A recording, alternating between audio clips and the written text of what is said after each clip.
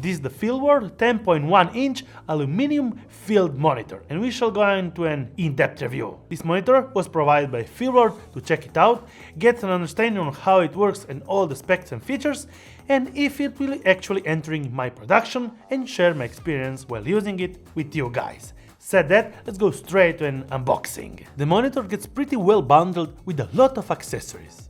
So in the box you will get the monitor, HDMI to HDMI cable, micro HDMI cable to HDMI cable, Velcro straps, sunshade, metal stand so you can mounting on this frame. Very well bundled. The resolution of this screen is not 19 by 9, but it's 19 by 10, 1900 pixels per 1200 pixels, slightly off the standard 16:9 aspect ratio. This is an 16:10, and well, looks like just a standard laptop monitor. What they were thinking, we're actually losing always some 8% of space on the lower part of the screen because it's always black if you're using a standard 16:9 ratio. Never mind, at 16:9 you will have the empty black bar under. The brightness is 500 nits and the contrast ratio is 1500 to 1. So it's not the most brightest monitor, but with the sunshade you will be able to use it also outside. But I would actually recommend to use it mostly for indoor usage or actually in shady situations with the sunshade on. The monitor is actually pretty well built, with 1/4 screw mounting points all around and one on the bottom. On the upper part there is the power button and 4 control buttons with the presets available to configure them. On the lower part of the screen we have the DC 12 volts out, headphone jack, USB firmware LUT upgrade, HDMI in and out ports. On the back side there is a standard MPF battery plate and MPF 970 expansion plate for additional accessories, just like a wireless video transmitter.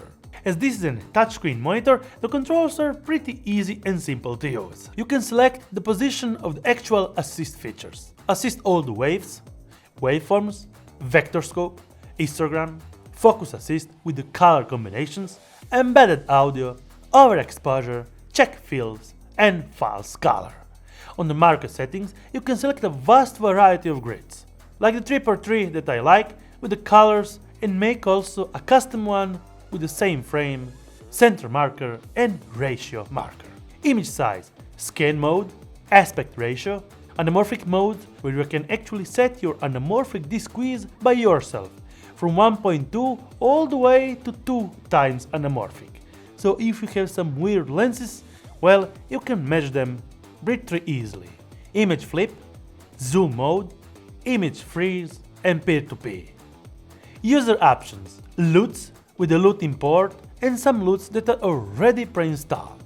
HDR on and off, display adjustment, color adjustments, and customize the shortcut keys. On the system settings you can add up to 4 users, language, on-screen display options, volume, reset, and update the firmware. Pretty big amount of monitoring settings in a non-expensive monitor just like this. And the viewing angle is also pretty great, and from every angle that you watch, even in 180 degrees, you get to see everything.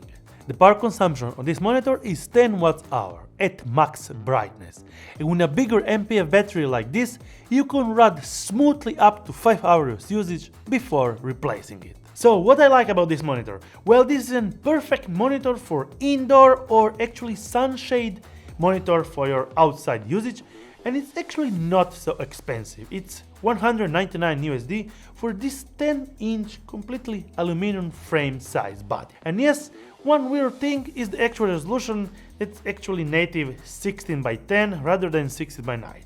But well, if you get used to this just small black bar down there, it should be no problems at all. It will be not so bright outdoors, so the sunshade will help you out also if you are in a shady position and not in direct sunlight. But this is actually what you get for a non-expensive monitor that costs just $199 for a 10-inch with all these features. Yes, I can really recommend it. If you have any questions, feel free to comment down below. I will be happy to answer them. Till my next one, thumbs up if you liked it, subscribe to the bell icon to get notified every time I make a new video, and see you on my next one.